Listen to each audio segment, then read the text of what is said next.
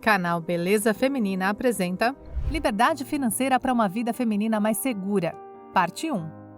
Há um ditado em que diz que quando você entende de dinheiro, posso lhe dar $1 milhão e você o transforma em 10 milhões. Antes de prosseguirmos, eu preciso dividir uma dica valiosa com você.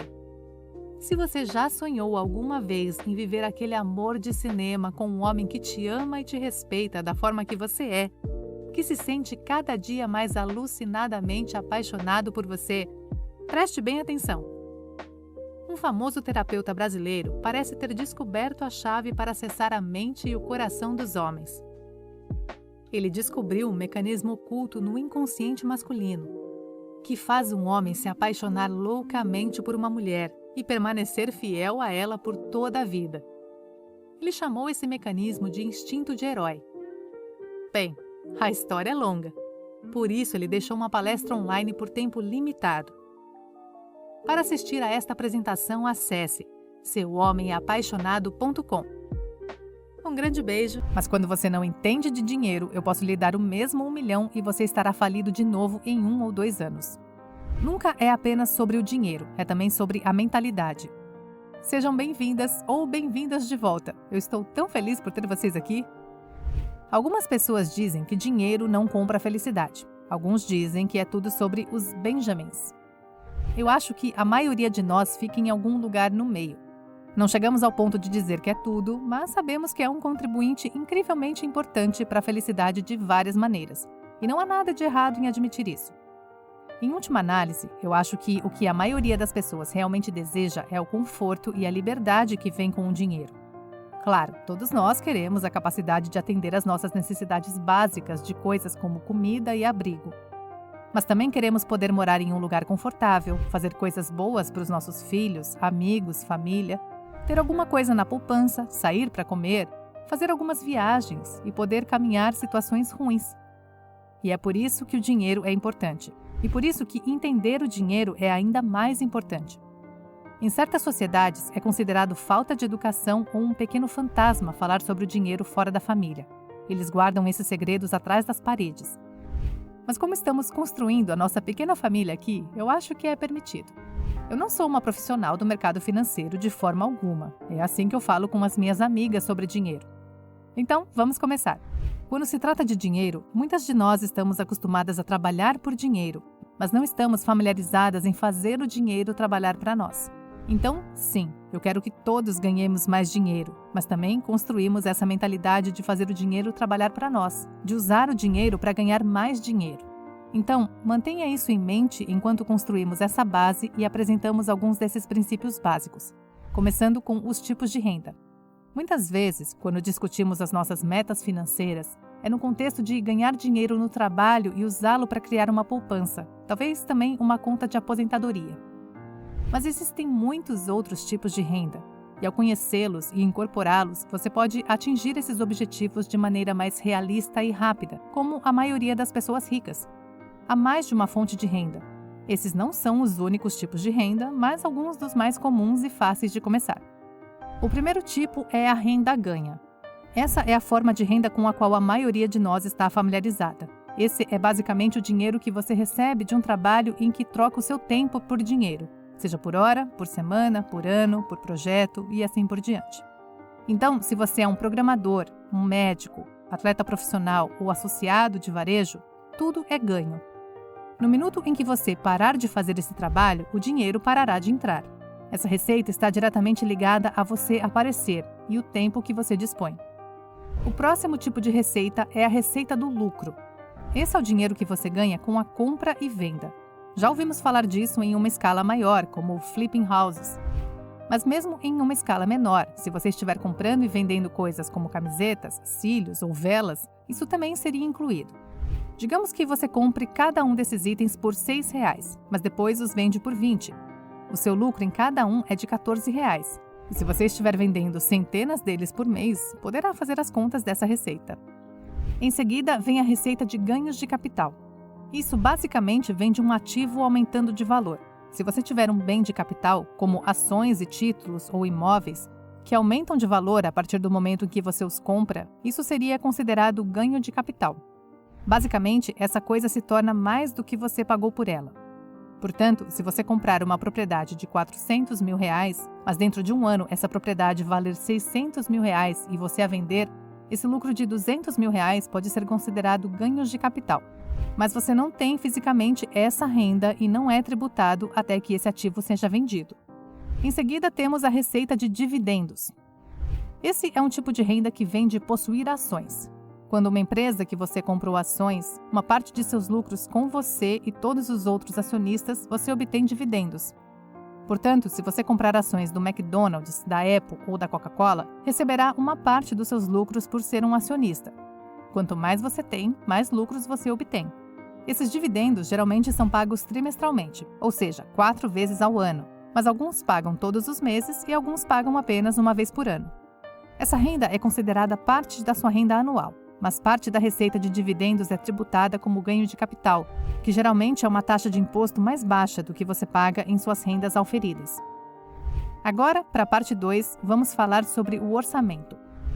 Em primeiro lugar, eu acho que um orçamento é uma ótima maneira de saber se, no mínimo, você está ganhando o suficiente para sustentar o seu estilo de vida. Por exemplo, se você está ganhando mais de 50% da sua renda com suas necessidades, isso é um bom indicador de que a receita não está onde deveria estar ou que as despesas precisam ser reduzidas.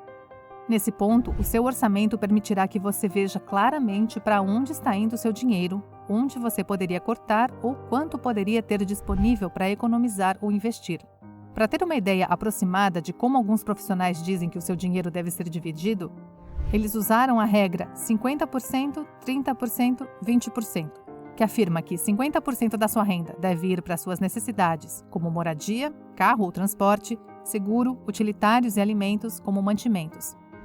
Os próximos 30% devem ir para os seus desejos, que são cuidados pessoais, entretenimento, coisas como comer fora, sair, os seus hobbies, todas as suas assinaturas diferentes da Netflix.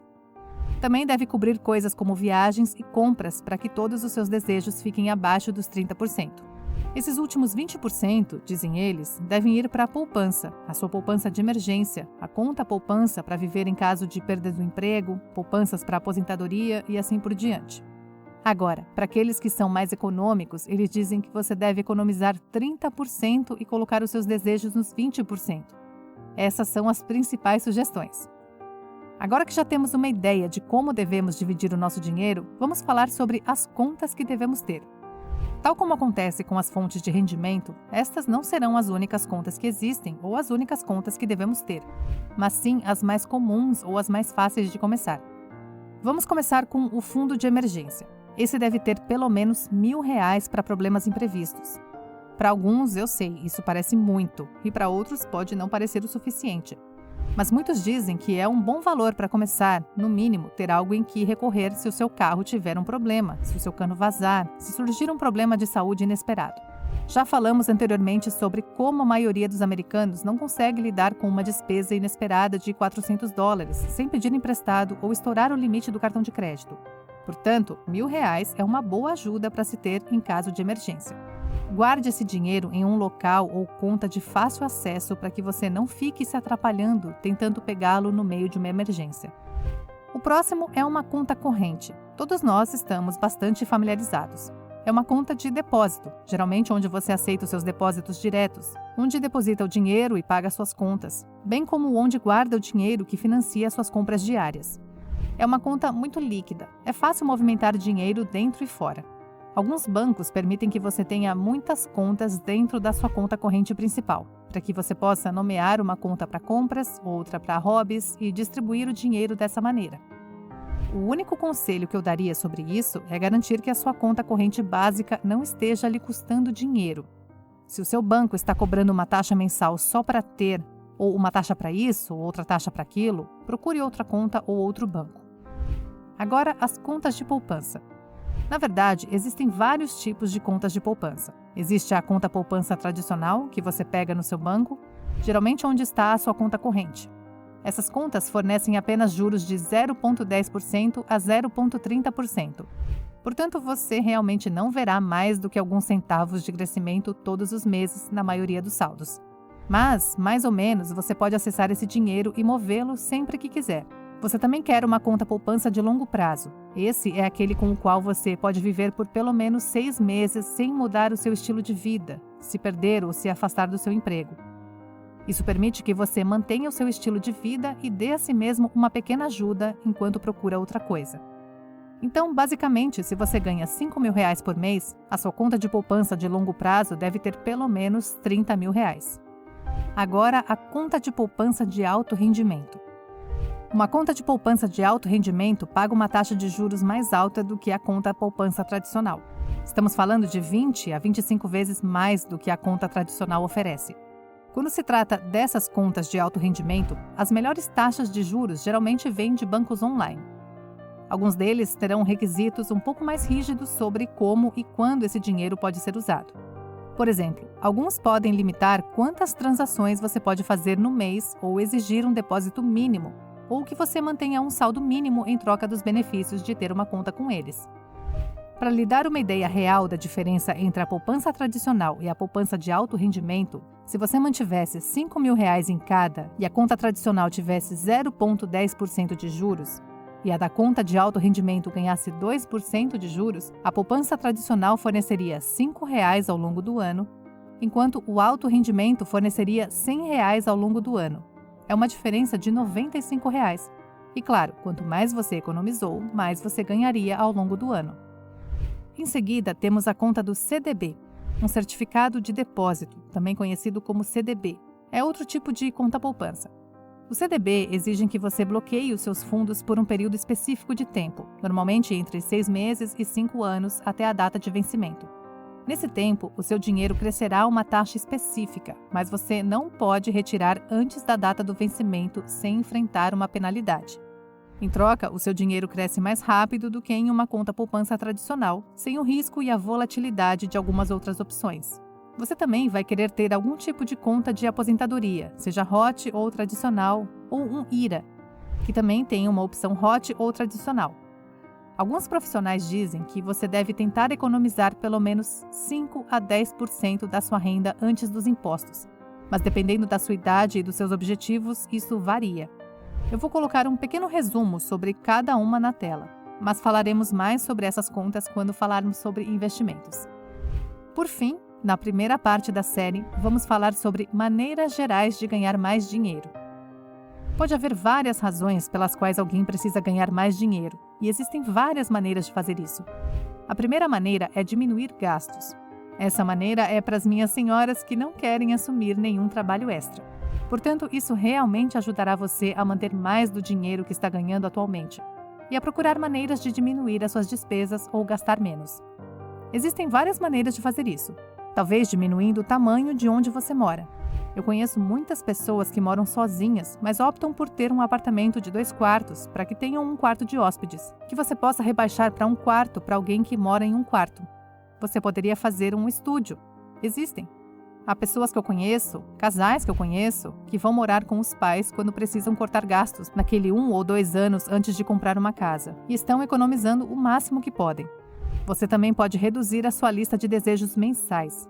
Quanto você gasta todo mês em coisas que você realmente não precisa? Para isso, você não está ganhando mais dinheiro fisicamente, mas ao fazer isso, poderá reter mais do dinheiro que ganhar. A próxima opção é obter uma renda complementar, que pode ser por meio de um segundo emprego. Essa é uma maneira de ganhar dinheiro além do dinheiro que você ganha com o seu trabalho principal, daí o título suplementar. Existem tantas opções para complementar a renda. Na parte 2, eu darei a você uma lista completa de algumas das ideias de renda complementar mais imediatas ou mais lucrativas. Preciosa, antes de continuar, eu preciso dividir um segredo com você. É algo que eu gostaria de ter aprendido mais cedo na minha vida. Mas, felizmente, nunca é tarde para aprender, não é verdade? Esse conhecimento mudou a minha vida para sempre, da água para o vinho. E eu tenho certeza que também poderá melhorar a sua vida. O que nunca me disseram foi como usar a elegância como um superpoder feminino. Veja bem, você sabia que mulheres elegantes ocupam os melhores cargos nos trabalhos e também conquistam os homens de mais alto valor? O que acontece é que em um mundo onde a vulgaridade se tornou algo comum, ser elegante transforma qualquer mulher naturalmente no centro das atenções. O que eu queria ter escutado também é o fato de que as mulheres não nascem elegantes, elas se tornam elegantes. A elegância pode ser desenvolvida em mulheres de qualquer idade, e isso não depende da condição financeira ou aparência. Eu mesma sou prova viva disso.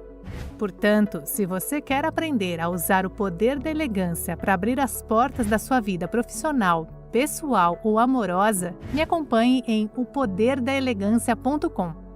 Te espero lá. Vamos continuar. Por último, fazer uma mudança de emprego ou carreira. Se você precisa ganhar mais dinheiro, pode considerar uma mudança. Em empregos ou carreiras, existem trabalhos em que você poderia ganhar mais, fazendo exatamente a mesma coisa. Por exemplo, se você mantiver o mesmo cargo em uma empresa maior, com um orçamento maior, ganhará mais e basicamente terá as mesmas responsabilidades. Ou pense na diferença entre a renda de uma instituição pública e a de uma instituição privada. Todos esses tipos de coisas.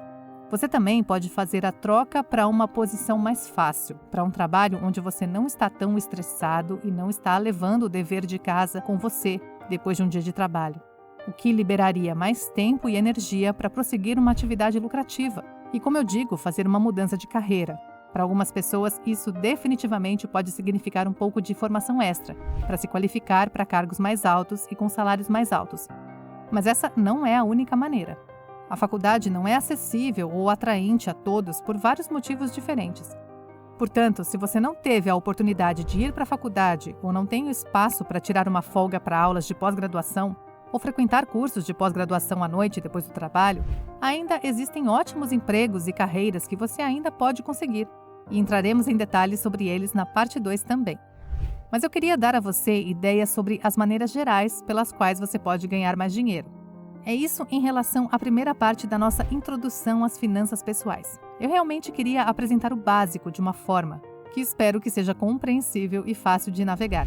É claro que a série não será o fim de toda a sua educação em finanças pessoais, mas deve servir para você começar e pesquisar informações financeiras profissionais de fontes especializadas. Na parte 2, estaremos mergulhando mais fundo no mundo das finanças pessoais e entraremos no crédito, sobre o qual falaremos sobre criar e manter múltiplos fluxos de renda. Darei a você essa lista de renda suplementar ou ideias de atividades paralelas e mergulharemos no tópico de investimento. Deixe-me saber qual desses tópicos você está mais ansioso. E até a próxima, senhoras. Mantenha o foco e divirta-se.